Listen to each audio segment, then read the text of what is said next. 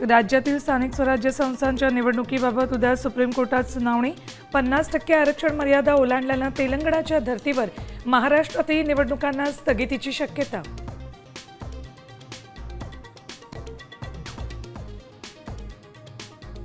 कराडमध्ये भाजपला हरवण्यासाठी शिंदे सेना आणि शरद पवारांची राष्ट्रवादी एकत्र 31 जागांसाठी 109 उमेदवार रिंगणात।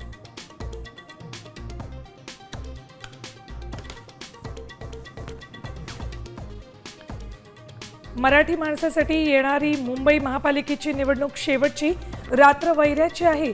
गाफील राहू नका, आजूबाजूला लक्ष ठेवा, राज ठाकरेंचं आवाहन।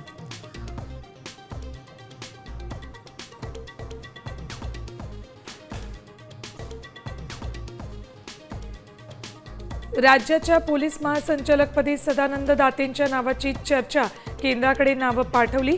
रश्मी शुक्ला 31 डिसेंबरला होणार निवृत्त।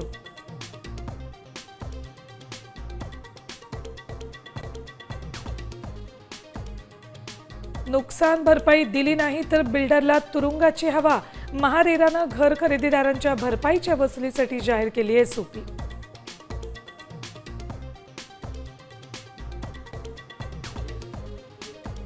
सीमा बदलू शकतात, कुणास ठाऊक उद्या सिंध प्रांतही भारतात परत येऊ शकेल।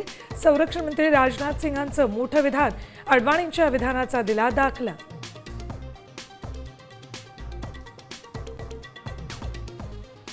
तहसीलदारांना उपजिल्हाधिकारीपदी बढती, राज्यातील स्पर्धा परीक्षेची तयारी करणाऱ्या उमेदवारांमध्ये तीव्र नाराजी।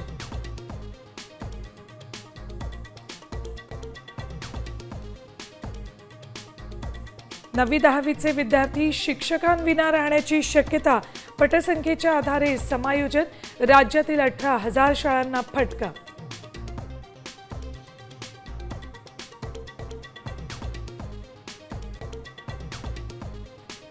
आणि शेवग्याचा दर प्रति किलो 400 रुपयांवर, वांगी 150 पार, इतर भाज्यांचीही तेजी कायम।